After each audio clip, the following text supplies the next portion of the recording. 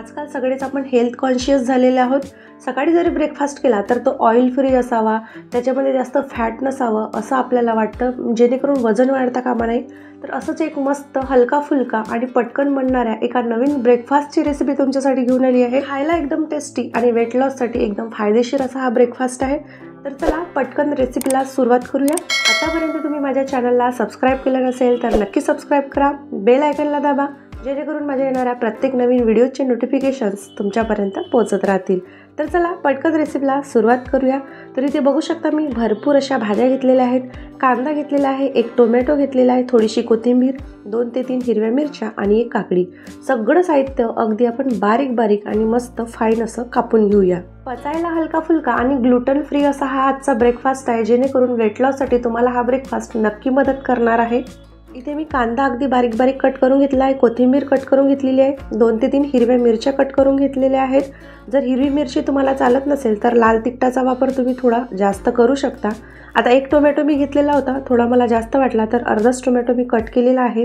आणि आता काकडी इथे बघू शकता मी सालासकट इथे किसून घेत आहे, कारण त्याच्या वरच्या सालामध्ये भरपूर फायबर आणि विटॅमिन्स असतात, त्याच्यामुळे मी साल फेकून न देता सालासकट मीठ लावून चांगलं चोडून 2-3 पाण्याने काकडीला स्वच्छ धुवायचं, त्याच्यामुळे त्याच्यावर जे काही पेस्ट्रीसाइड्स किंवा काही माती वगैरे लागलेली असेल ती निघून जाते।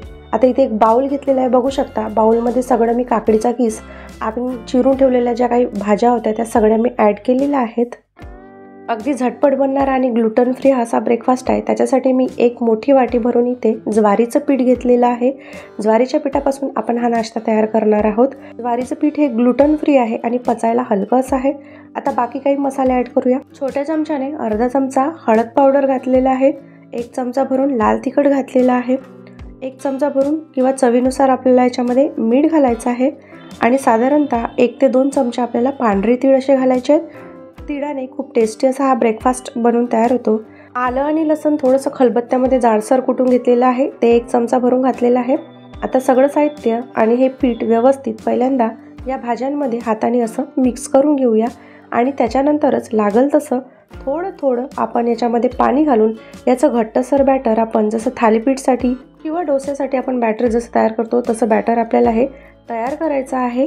अगदी झटपट बनवून हा ब्रेकफास्ट तयार होतो। इथे पाण्याचा वापर करताना थोडासा जपूनच करायचा आहे, कारण की आपण काकडी सुद्धा इथे किसून घातलेली आहे, काकडीला सुद्धा भरपूर पाणी सुटतं। बघू शकता या प्रकारे आपल्याला बॅटरची कन्सिस्टन्सी ठेवायची आहे। बॅटर आपलं रेडी आहे। चला आता पटपट आपण तव्यावर असे घावणे घालून घेऊया। तर इथे मी मीडियम फ्लेमवर गॅसवर पॅन ठेवलेला आहे।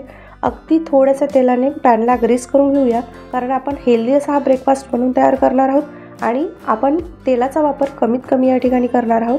तयार करून ठेवलेलं बॅटर पॅनमध्ये घालायचं आणि शक्य होईल तेवढं त्याला पसरवून घेण्याचा प्रयत्न करायचा।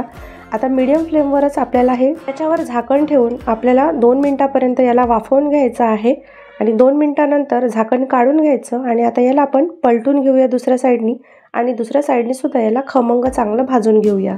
या ब्रेकफास्टला तुम्ही चिला किंवा घावण असंही म्हणू शकता। हाच काकडीचा चिला तुम्ही या ठिकाणी गव्हाचं पीठ वापरून किंवा ओट्सला बारीक करून सुद्धा तुम्ही हे बनवू शकता। अगदी आलटून पालटून मीडियम फ्लेमवर दोन्ही साईडनी असं मस्त खमंग भाजून घेऊया। बरेचदा रोज पोहे उपमा खायचा कंटाळा येतो, सकाळी उठल्या ब्रेकफास्टला काय बनवावं असा प्रश्न पडतो।